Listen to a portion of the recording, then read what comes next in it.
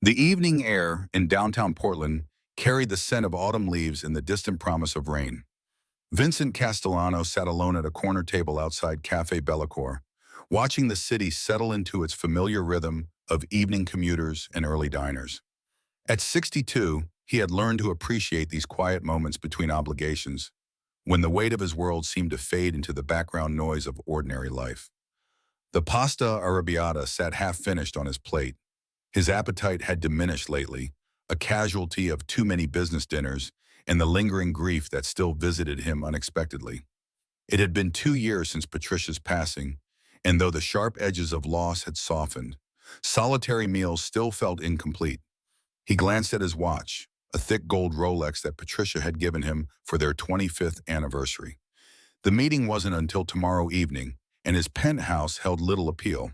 He'd grown accustomed to extending these simple pleasures, finding comfort in observing the life that flowed around him on the busy street. Across the sidewalk, near the edge of the outdoor seating area, two of his men stood at a comfortable distance. They weren't obvious about it, but Vincent knew they were there. They were always there.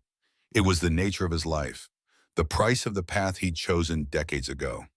A young woman approached the cafe's outdoor seating area, moving with the careful steps of someone carrying precious cargo. She held a baby close to her chest, wrapped in what appeared to be a hand-knitted blanket.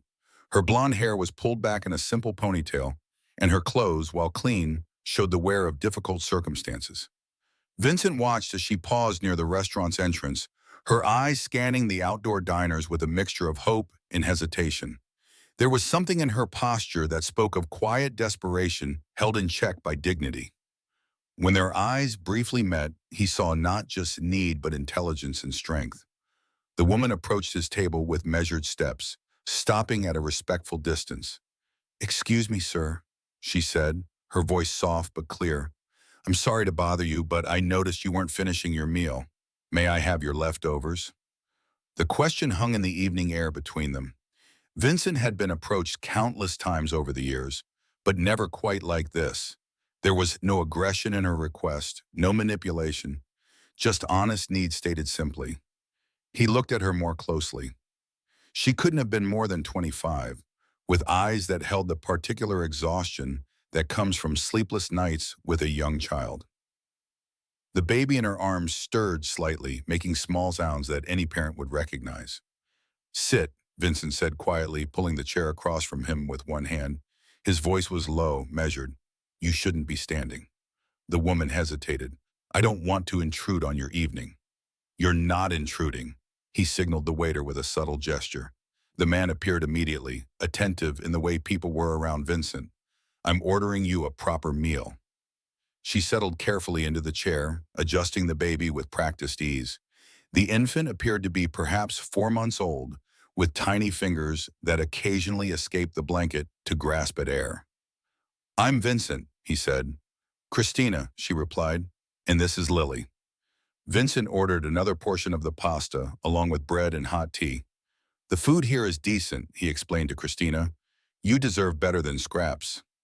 Christina's eyes filled with tears that she quickly blinked away. "You don't have to do that. I didn't mean to. Ow!"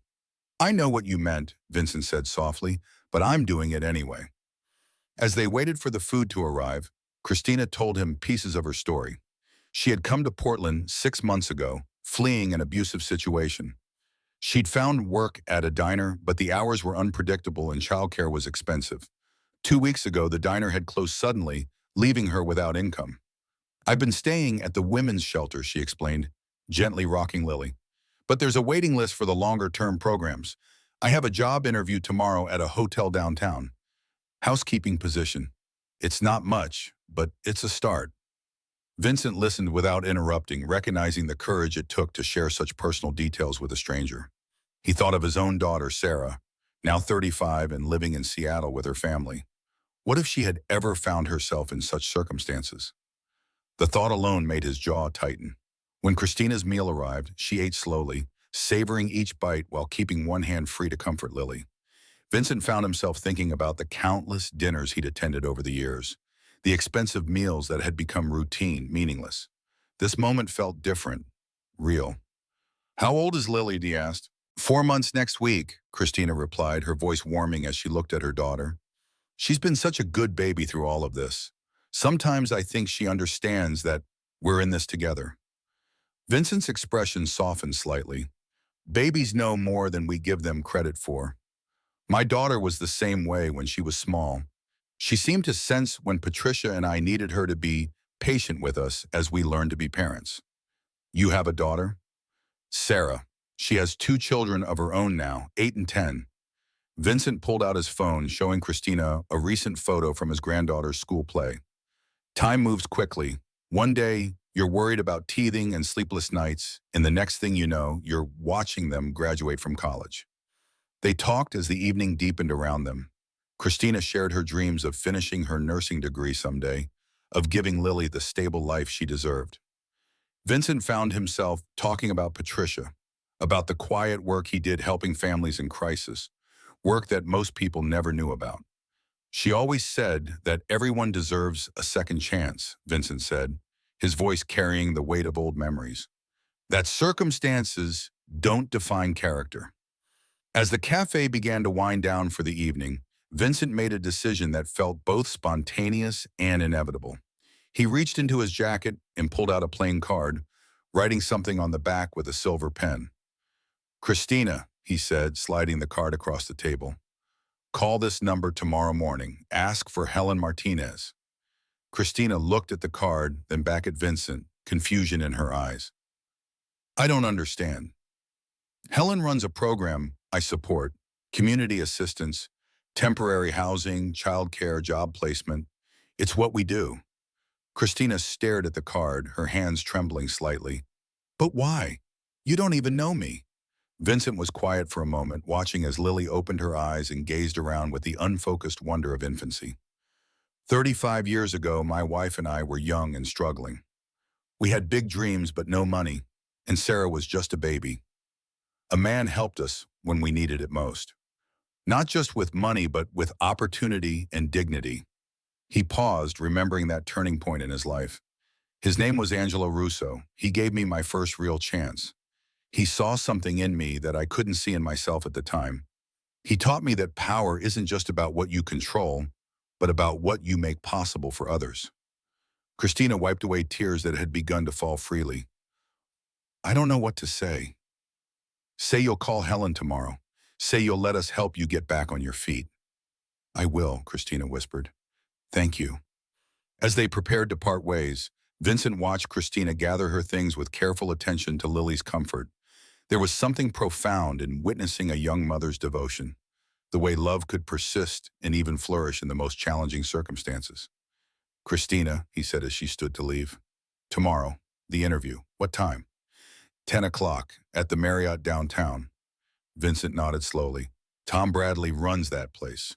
Old associate of mine. He paused, his dark eyes holding hers. I'll make a call. Not to guarantee anything, but to make sure they see what I saw tonight. Someone with character and determination. 6 months later, Vincent received a handwritten letter at his private office. Christina had gotten the hotel job, and with Helen's assistance, had moved into a small apartment near Lily's daycare. She was taking evening classes toward her nursing degree and had included a photo of Lily, now sitting up and smiling at the camera. Mr. Castellano, the letter read, I think about that evening often. You showed me that asking for help isn't shameful, and that accepting kindness isn't weakness. But mostly you showed me that there are still people in the world who see others as family, not strangers. I hope someday I can pass on what you gave me. Not just the practical help, but the reminder that we're all connected, that we all matter. Vincent folded the letter carefully and placed it in his desk drawer next to Patricia's photo. He thought about that evening outside the cafe, how a simple request for leftovers had reminded him of something essential about human connection and the privilege of being able to help. That night, he called Sarah in Seattle. I've been thinking about your mother's favorite saying, he told her, about everyone deserving a second chance. What about it, Dad? I think she would have added something to that. I think she would have said that sometimes giving someone else a second chance gives you one too. As Vincent looked out his office window at the city lights below, he reflected on how the most meaningful moments often arrived unannounced. a young mother's courage in asking for help, an old man's recognition of his younger self in someone else's struggle. The simple miracle of human kindness, connecting strangers across the divide of circumstance. Sometimes he realized what appears to be charity is actually grace, offered and received by both parties, reminding us all that we're more alike than different, and that we're never truly alone as long as we remain open to the possibility of connection. The evening air outside still carried the scent of autumn and the promise of rain, but now it also carried the memory of a conversation that had changed two lives, one act of kindness at a time.